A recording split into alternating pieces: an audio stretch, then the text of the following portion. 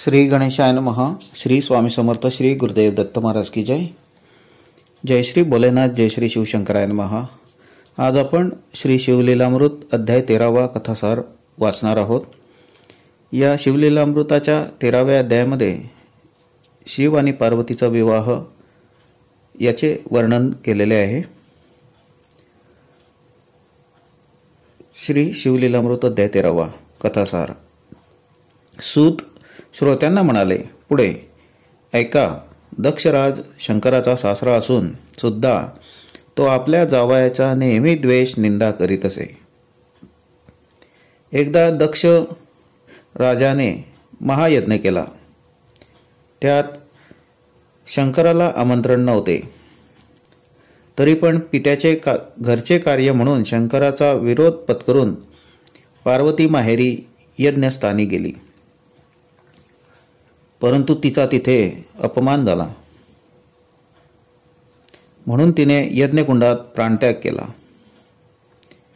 ही वार्ता कानी पडताच वीरभद्र आपल्या सैन्यासह जाऊन दक्ष यज्ञ उधळून लावला व दक्षाचे मुंडके उडवले।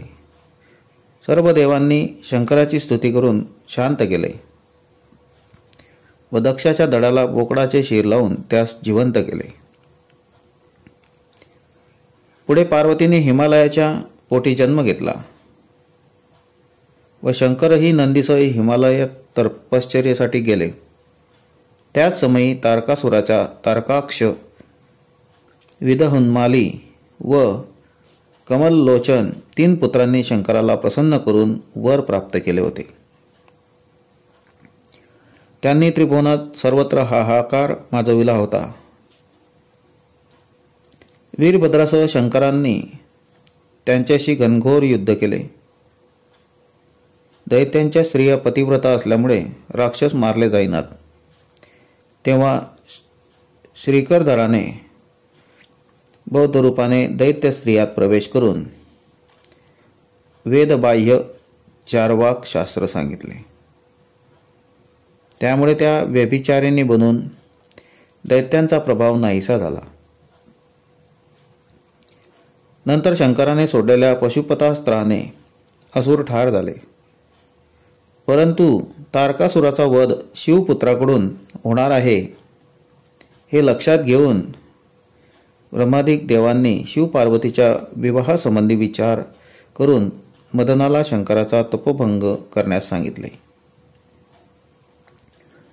शंकराचा तपोभंग झाला, परंतु त्यांनी आपला तृतीय नेत्र उघडून मदनाला भस्म केले।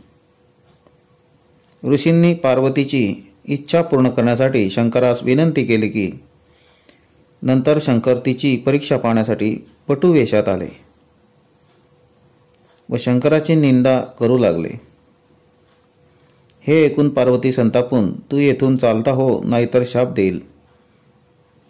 हे पाहून शंकरांनी आपले रूप प्रकट केले। नंतर शंकर पार्वतीचा विवाह झाला व ते कैलास पर्वतावर निघून गेले।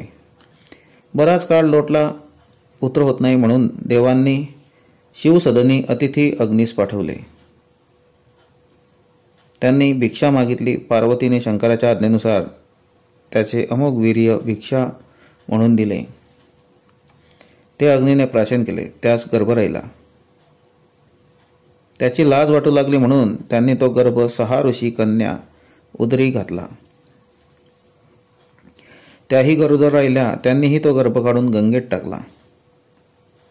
ते 6 भाग एकत्र होऊन 6 तोंड व 12 हात असा दिव्य कुमार जन्माला आला। शंकरांनी त्याला आपला पुत्र म्हणून ओळखून पार्वतीकडे दिले। त्याचे नाव कार्तिक स्वामी ठेवण्यात आले। नंतर कार्तिक स्वामीने तारकासुराचा वध केला। विवाहरहित राहून मोठा तपस्वी झाला। अशा प्रकारे शिवलीलामृत अध्याय 13वा कथासार आज आपण वाचले। यामध्ये शिव आणि पार्वतीचा विवाहाचे वर्णन केलेले आहे।